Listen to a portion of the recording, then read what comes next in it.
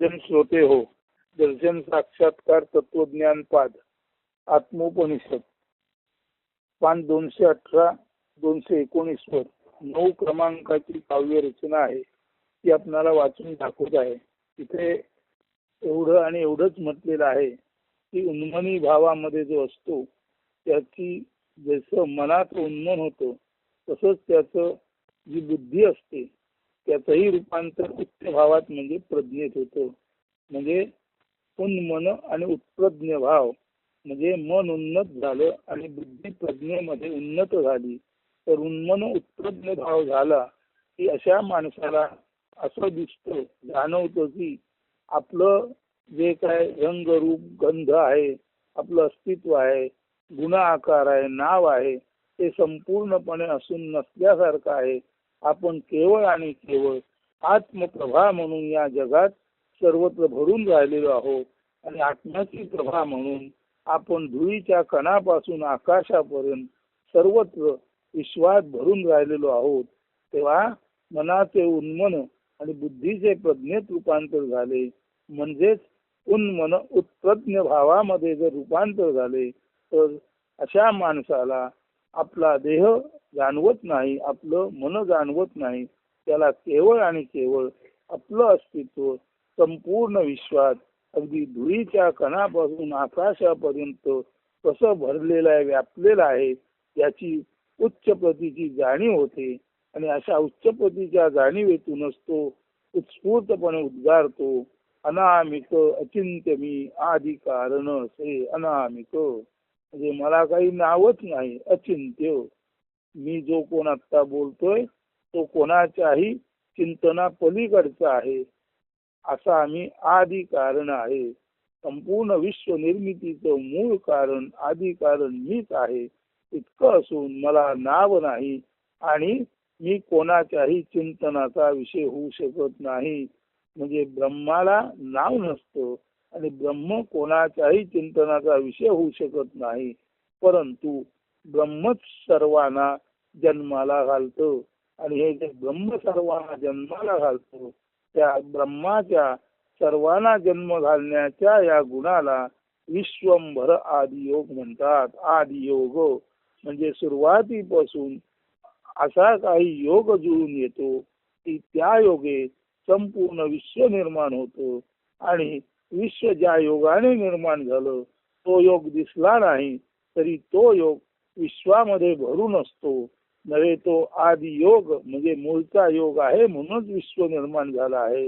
विश्वामध्ये आदियोग भरून असतो आणि विश्व नष्ट झालं तरी आदियोग त्याचा तो जसाच्या तसा असतोच.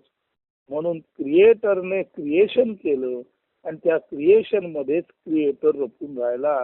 म्हणजे निर्मात्याने विश्व निर्मिलं आणि त्या विश्वामध्येच निर्माता लपून राहिला. निर्मात्याला रंग रूप गंध अस्तित्व नाही.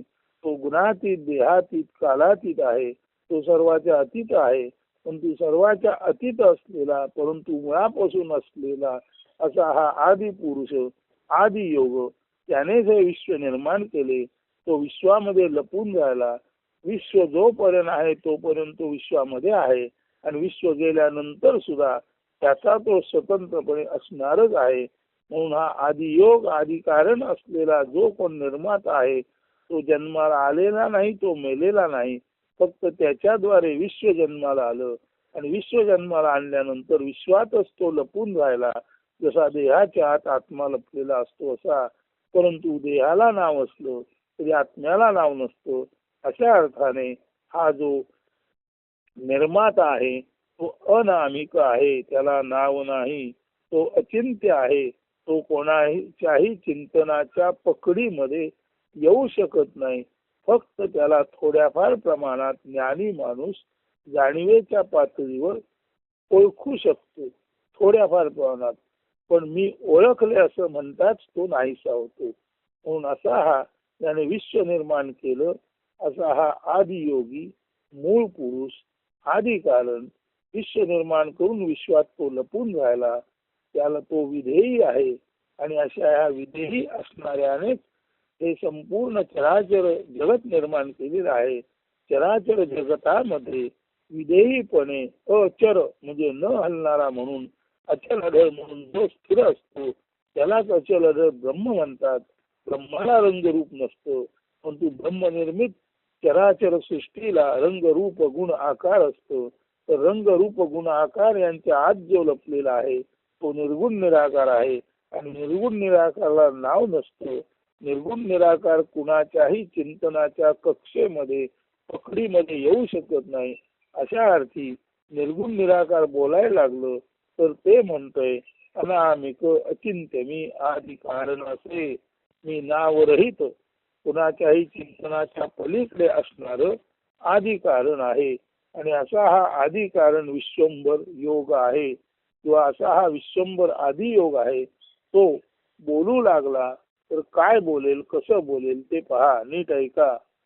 कणात मी रजात मी अणुरेणूत मीच मी, फुलात मी फळात मी मधुत मी मधुपी मी, वनोवनी जनी मनी तरुवेली तमीच मी, वनांतरी जनांतरी मनांतरी गुह्य मी, कर्मेंद्रियात मी असे ज्ञानेंद्रियात मी दिसे, मनोदर्पणात मी सदा सर्वदा असे, फुलात मंद गंध मी वायूत थंड स्पर्श मी, वायुचक्री मी असे ऋतू चक्री फिरत असे, प्रभाकरी प्रभा असे चंद्र चांदण्यात मी, ग्रह ताऱ्यात दीप्तिमान सदा दिसे सदा असे, वैनते नभांगणी अश्वमी रणांगणी, धीरवीर समरात बुद्ध शांती सागरात, अरण्यात सिंह मी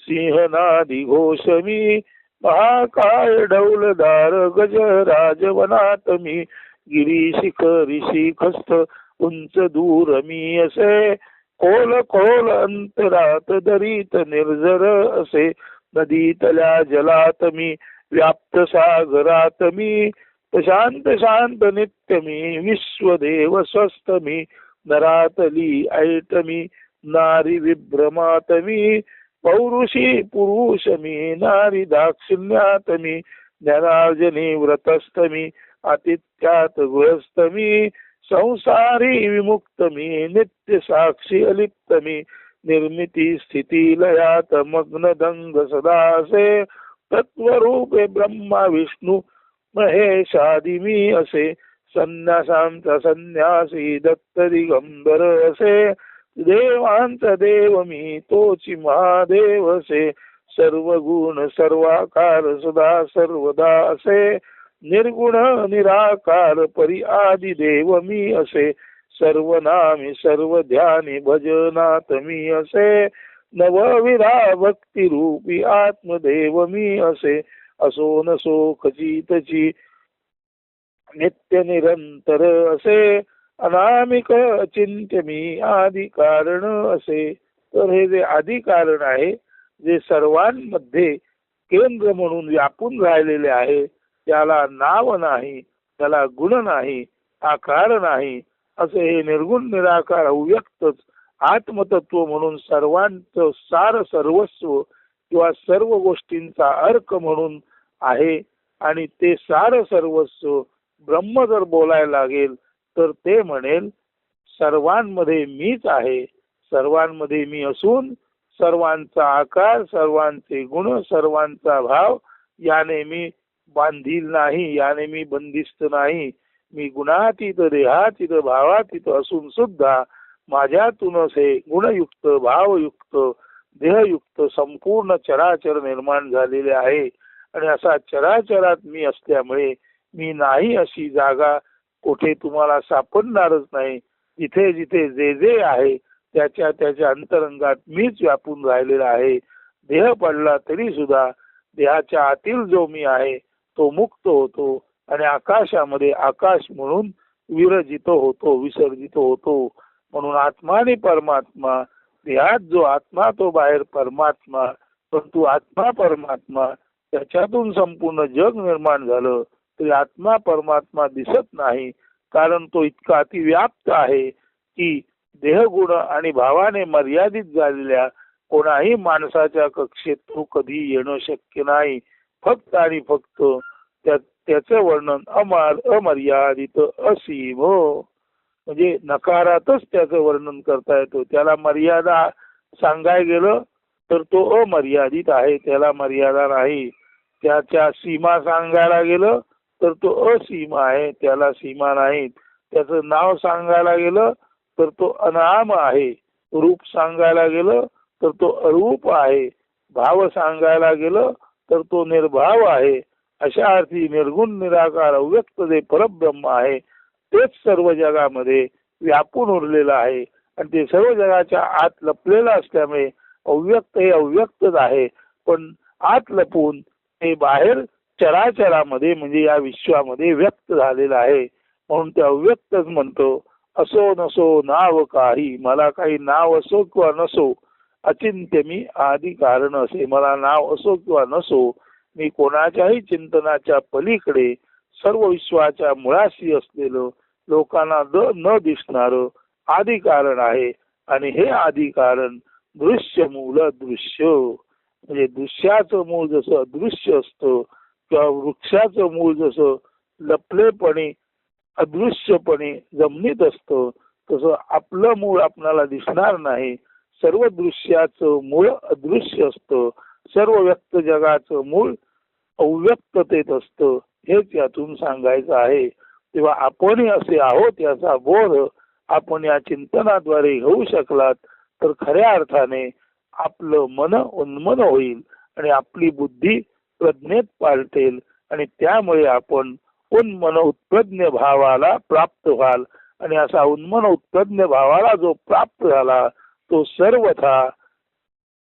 सर्वथा अमरणा अजन्मा, म्हणजे जन्म मृत्यू चक्राच्या बाहेरच पूर्णपणे मुक्त आत्मा म्हणून संचरत असतो. धन्यवाद असतो.